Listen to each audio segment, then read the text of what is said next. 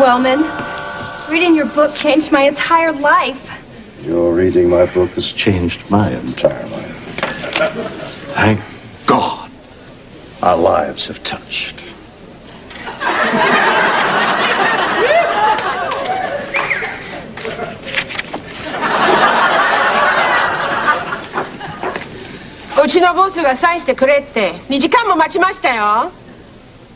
Thank God our lives have touched.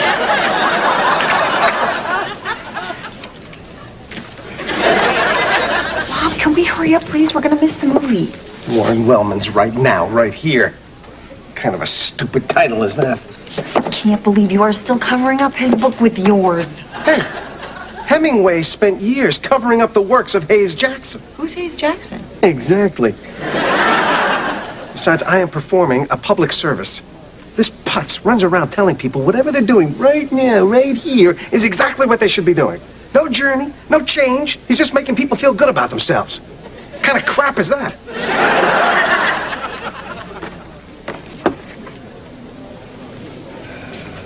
Bob, don't you dare. That is Warren Wellman's display. You cannot put your book on Warren Wellman's display. One book right on the top, Janet. It would be glorious. I swear to God, I will leave you. Janet, we're divorced. You already left me. I meant I'm going to leave you in this bookstore and drive home. The home where I so selflessly took you back. You owe me. Now cover my back.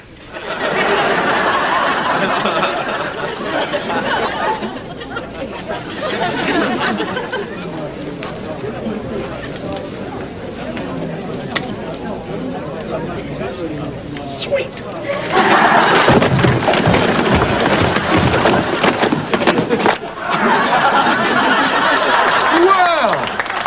Look who's falling all over himself to get an autographed copy of my book. Bob Patterson! Bob, you don't have to stand in line. Some of you may not realize, but Bob is also a motivational speaker. In fact, Bob is allegedly America's #3 self-help guru. Says so in his pamphlets. Must be true. Bob, would you honor me and read this inscription? Sure. To my colleague, Bob Patterson, it was a constant reminder that there is more to life than success. Thank God. Our lives have touched.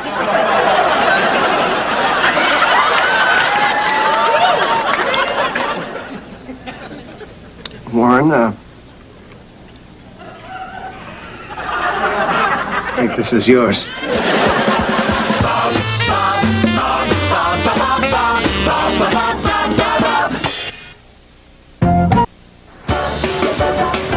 Oh, Bob, this means so much to me. Not only have you dropped in for the book signing, but you brought your daughter. Oh, Warren, it's Janet, Bob's ex-wife. No, Bob. I remember your ex-wife. She wasn't nearly so attractive. That was the first one. Oh, right. What was her name? The plaintiff. Bob, as long as you're here, why don't I make the announcement? Please don't. Ladies and gentlemen, as you may know, last night they announced the nominees for the Motivator of the Year award, the coveted Moti. And once again, Bob and I both were nominated. Bob, I don't think you can take another loss. Thank you, Janet. You're the wind beneath my wings. Bob, you know what would make me feel really great? After 7 consecutive years of you losing the award, to finally see you walk off with the Moti this year. Well, Warren. No, it's not going to happen. Has Bob ever won this award? No, he hasn't. Has Bob ever won any award in his entire life? Not a one. Is there any reason to believe that he ever will? Well, I like to... No. But let me tell you something. It doesn't matter. Because value is not measured with trophies or medals. Now you're going down Let the me road. ask you guys something. Has anybody here ever won a trophy or medal for anything? Okay, Bob, this is not your crowd. Well, if there's a motivational speaker in the Patterson household, I think we've just met her. Janet. Thank God. Our lives have touched. I want him dead. I want his family dead. A slow, painful death like the one I had today. Bob, you're just jealous because you're number 3 and he's number 2. Oh, he's number 2, all right. He's a steaming bowl of number 2. I hate him. I hate his books. I hate his message. I hate his cologne. I hate the way he kisses. Kisses? Landell, if I lose to that man one more time, I'm done. My whole rap is taking people to the top, and I've never been there. I selflessly give of myself to others, and I want to be rewarded. Then you gotta do what I've been telling you to do for 7 years. You gotta do what Wellman does. You gotta schmooze the judges. You gotta fix the deck, load the dice, grease their outstretched palms. That's so distasteful. That completely undercuts the whole purpose of winning this award. Fine, we'll take the high road, and if it doesn't work, we'll do what we did last year. I don't want to be medicated again.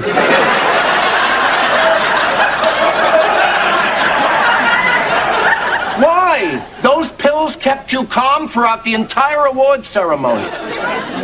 All right. What's happening on the low road? Aha! He's in. Commence Operation Low Road. All right. Our research tells us that 2 of the judges are still undecided. Now, all we have to do is get the vote of one of them, and the Modi is yours. Claudia? Oh, plan A would be judge number 1, Mr. Raymond Kimball. Industrialist, big family man. You think we all know why. He's Kenny Kimball's father. Kenny Kimball. Oh, Mr. Patterson, you must be putting me on. Kenny Kimball. Kenny Kimball. Kenny Kimball. Give me one more clue. He's the first dwarf to climb Mount Everest. Didn't you read his book, Little Man, Big Mountain? Plan B, Bob, is judge number 2, Ms. Laurie Evans. Now, word on the street is that she's an insatiable sex machine. You give her what she wants, she'll give you what you need.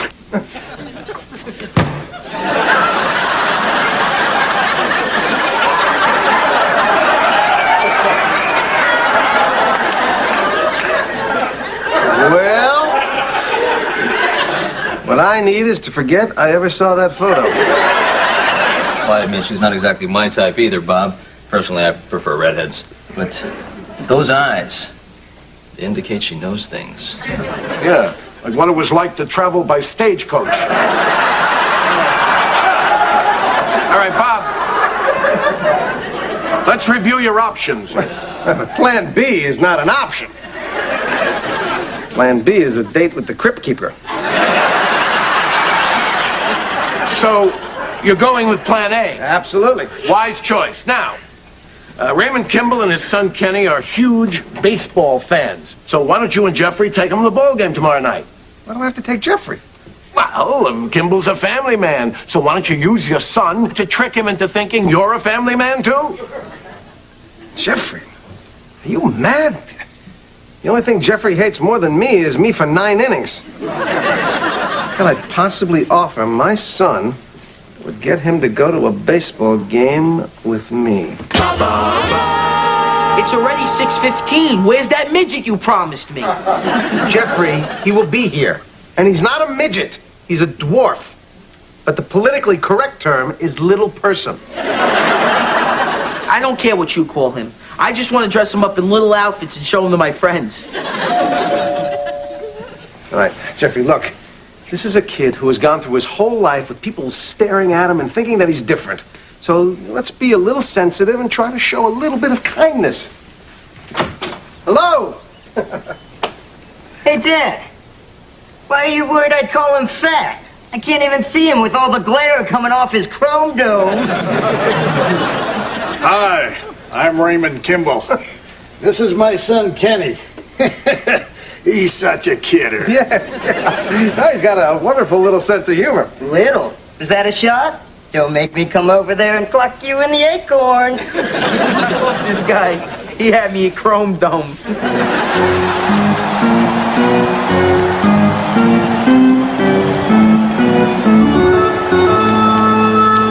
Great seats, all right? And I know they're kind of high up, but you can see everything from up here. Yeah, beach, mountains. The equator, everything but the freaking game. Don't worry about it, Bob. Besides, you got a better chance of catching a home run up here. Oh, been going to the games my whole life, Ray.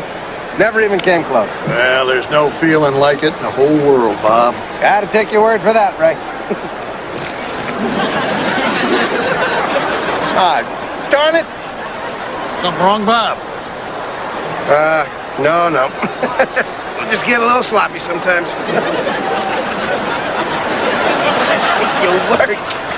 Hey, isn't it great how the kids are getting along? Yeah. You know, Bob, I've been reading your books, and I must say I'm very impressed. And I probably shouldn't say this, but it might not be a bad idea for you to have a speech ready at this year's Modi's. Are you kidding? Is it Modi season already? Hey, look! It's coming right at us! Hey, it isn't coming right at us! Keep in mind!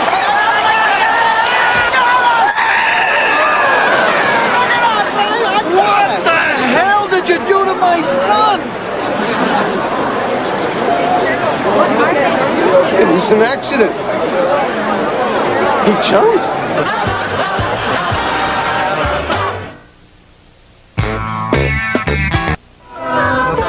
All right, I just talked to the doctor. Kenny has sustained some minor injuries to his head, neck, back, and leg. He still has feeling in one of his arms, and he may sound a little funny. His jaw's been wired shut. I gotta go in there and try and get his father's vote. Dad, you tossed a dwarf off a rail at Dodger Stadium in front of 50,000 people. I think it's over. It's not over, Jeffrey. It can't be over. Because if it's over, I have to go to Plan B. And believe me, Jeffrey, Daddy doesn't want to go to Plan B. And a boy, take little itty bitty bitty sips. It's over. Oh, Bob, how good of you to join us. Game go to extra innings? Hey, Slugger, you're looking pretty good. Hey, what's this? Get out. You mean you can eat, watch TV, and do this without getting out of bed? Sweet deal. No, I'm sorry. I don't think I can do that. Jeffrey, for God's sakes, do what he wants.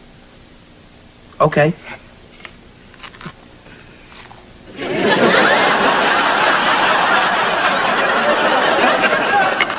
Happy? Really? Thanks, my man. I'm gonna go try it in the car. Patterson, you have some nerve showing up here. I'm so sorry, Mr. Kimball. When the ball started coming at me, I got so excited, I just didn't notice Kenny jumping up on the rail in front of me. I would never do anything to put your son in danger. I only came down here today to give Kenny this ball that he so desperately wanted. Hey, I'm glad it still means so much to you, Slugger. Here you go.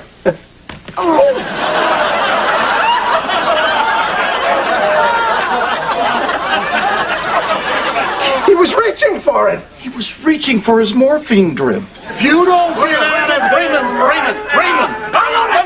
Raymond. Be there for your wonderful son. I'll talk to Bob.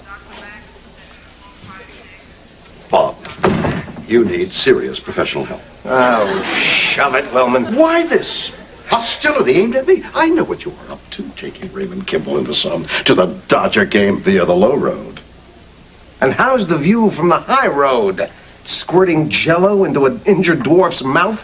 Bob, you disappoint me. You're not the man I thought you were. And you don't even know how little a man I thought you were when I thought you were the man you were, now that I know that you're not that man. Well, that hurts me, Wellman. I think. Well, I'll tell you what hurts me, Bob. Here I was hoping that you would finally make off with the Modi this year, and you chose to hand me Raymond Kimball's vote right now, right here. Well, you managed to slide it in there, didn't you? Well, I'm going to tell you something right now, right here. I don't need Kimball's vote, and I'm still going to win the Modi. And I'm going to do it with pride, and I'm going to do it with dignity.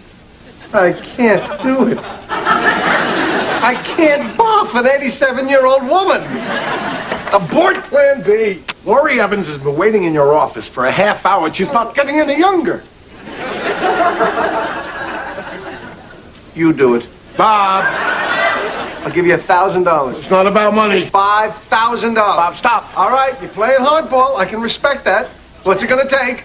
A nicer office, a bigger part of the business? Bob, if sleeping with Lori Evans would win you the Modi, I'd do it. But she wants Bob Patterson. Hey, I saw her coming to the office earlier, and I gotta tell you, in this light, she looked a lot younger than the picture. So I'd keep the fluorescence off for romance purposes. My God. They really make you earn this award. Can we get this ball rolling? It's a little cold in here without any underwear.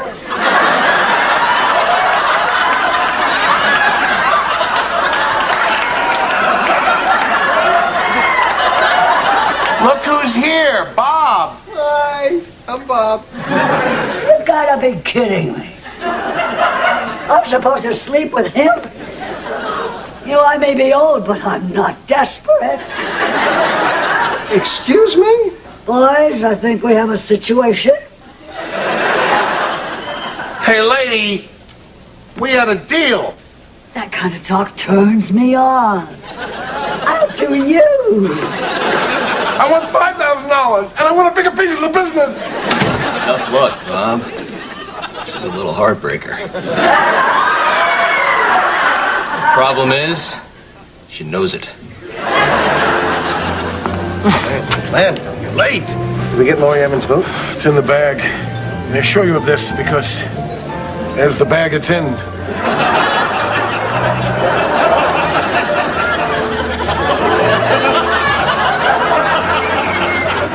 How you doing there, big guy? You okay?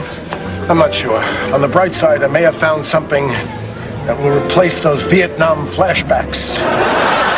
Ladies and gentlemen, now the moment you've all been waiting for. Here to present the award for Motivator of the Year is the young man who climbed to the top of Mount Everest and straight into our hearts. Please welcome Kenny Kimball.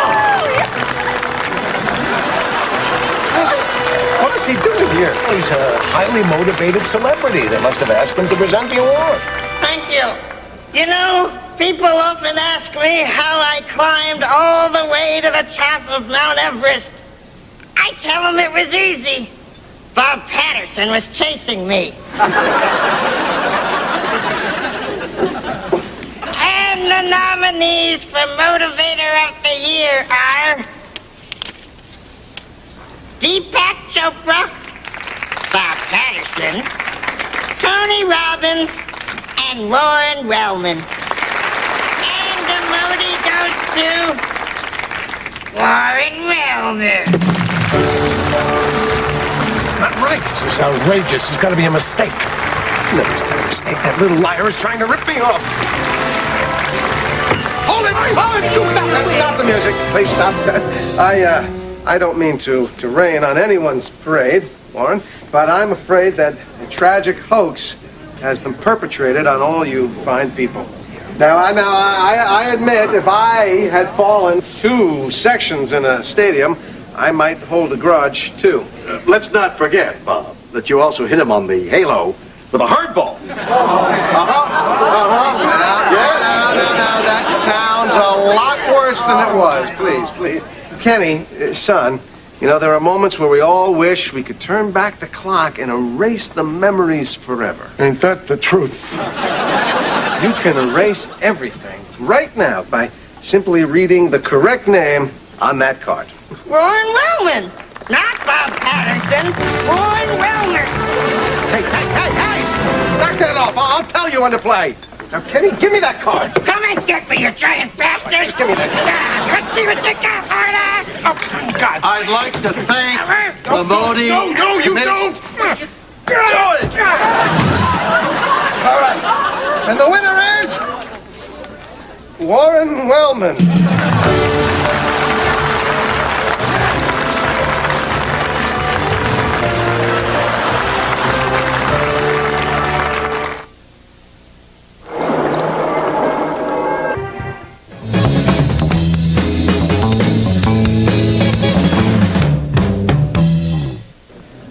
Bob, what are you looking so depressed for? This is a great night. Forget about that stupid Modi. I've already been approached by at least 3 CEOs who want you to motivate their sales staff. How is that possible? Well, they see you as the man who can't take no for an answer. What did we do wrong? We took the low road. There's no lower road. I know, I was there. I was the one who had to drive through Varicose Valley to get to Liverspot Lane. Hey, lover. How about a second helping of Landau? The kitchen is closed, baby. Hey, I thought we had a deal. You were supposed to vote for Bob. Oh, honey, I'm not the Laurie Evans who boasts. There's my granddaughter. Why didn't you say something? At my age, you have to bend the truth to get a little action. Will you even cry about it? Or do you want to come back to my...